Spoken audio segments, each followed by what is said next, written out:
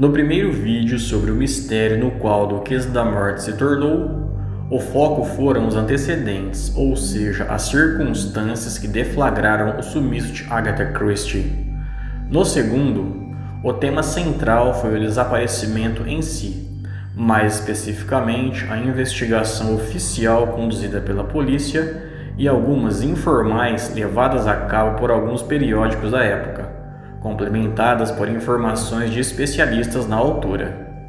No terceiro vídeo desta série, uma continuação dos motivos que podem ter levado Agatha ao autoexílio. Eu disse podem ter levado, pois fica difícil ter certeza em meio a tantas teorias, embora algumas sejam bastante plausíveis, e devido ao fato de Agatha ser uma pessoa bastante reservada, retraída, que optava por não expor a sua intimidade.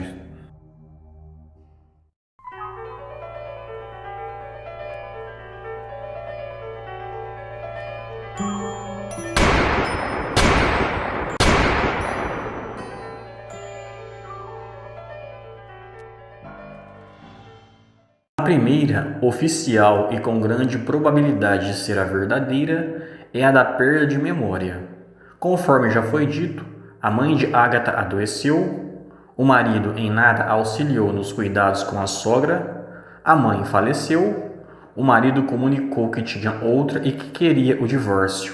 Agatha também padecia de excesso de trabalho, uma vez que escrevia muito. À época, ela já estava no seu quinto livro.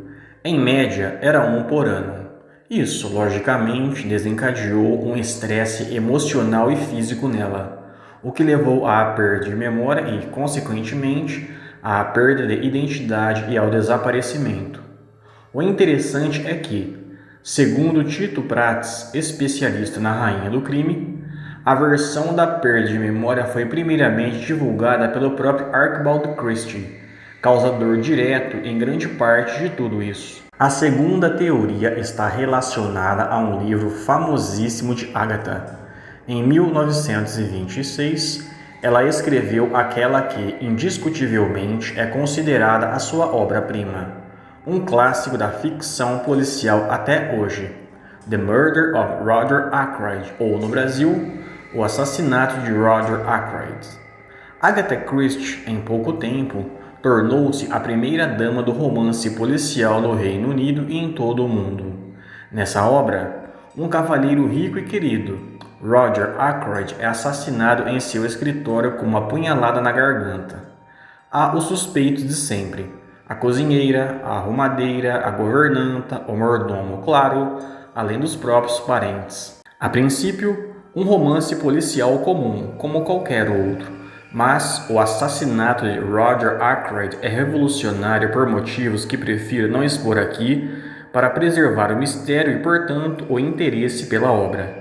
Revelar a sua originalidade seria revelar a identidade do assassino, coisa que é preferível evitar em um canal que trate de romance policial. Quando Agatha desapareceu, muitos leitores seus acreditaram que todo o caso não passasse de uma brincadeira para promover esse livro. Alguns até hoje persistem em afirmar que Agatha nunca se registrou no balneário de Yorkshire. Segundo eles, ela, na verdade, estaria se escondendo no condado de Cheshire, perto da cidade de Wilmslow, na casa de um cunhado rico, James Watts. Talvez essa de que Agatha desapareceu para promover o assassinato de Roger Ackroyd tenha advindo de como a imprensa noticiou o fato, ou seja, da pior forma, de modo escandaloso e sensacionalista. Vide o caso da morte da princesa Diana, por exemplo. A mídia inglesa é conhecida por sua caçada impiedosa a personalidades públicas e teve grande responsabilidade no esgotamento de Agatha. A terceira teoria, e até certo ponto uma teoria bastante plausível, é a de que Agatha teria simulado a própria morte para, fazendo parecer que Archibald a tivesse assassinado, vingar-se dele. Recordemos novamente que a mãe de Agatha adoeceu repentinamente. Archibald não auxiliou nos cuidados com a sogra, esta faleceu, o marido comunicou que tinha outra e que queria o divórcio.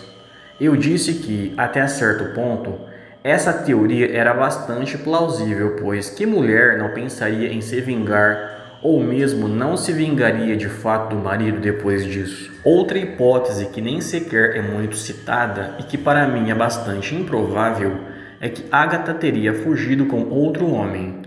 Essa suposição surgiu do depoimento de uma testemunha que afirmou ter visto Agatha dirigindo por uma estrada com um homem a seu lado. Eu disse que essa teoria era para mim bastante improvável devido ao temperamento de Agatha, às suas tendências de caráter, ou seja, ser uma pessoa para mim fiel, muito apaixonada pelo marido e, portanto, incapaz de traí-lo, mesmo em uma situação assim. Outra explicação possível e semelhante à terceira citada aqui foi formulada pelo escritor, poeta, biógrafo e crítico literário australiano Charles Osborne.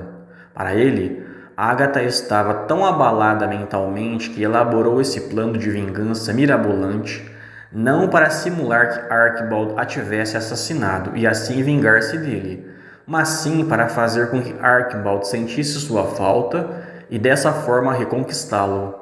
Eu não sei até que ponto isso é verdade, ou se é verdade mesmo, mas, como se viu depois, não surtiu o efeito desejado, já que Agatha e Archibald se separaram. Enfim, as teorias, hipóteses, suposições e explicações possíveis são muitas, e seria impossível, além de muitíssimo cansativo, explicar todas aqui. Para que você tenha uma boa ideia desse episódio relacionado à rainha do crime, existe um livro que trata especialmente disso. Trata-se de Christie and the 11 Missing Days, ou Agatha Christie e os 11 Dias Desaparecida, do biógrafo, historiador, pesquisador e escritor de crimes Jared Cade. O livro ainda não foi traduzido em português. Enquanto Agatha Christie esteve desaparecida, foram oferecidas recompensas por informações que levassem a seu paradeiro.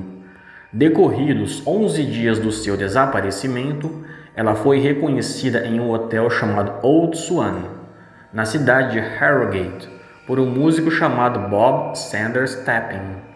Mas o que Agatha fez enquanto esteve desaparecida?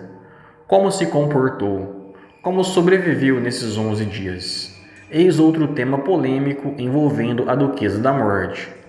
Mais uma vez, outro mistério digno de Poirot ou de Miss Marple e que, futuramente, será abordado naquele que será o quarto e último vídeo desta série.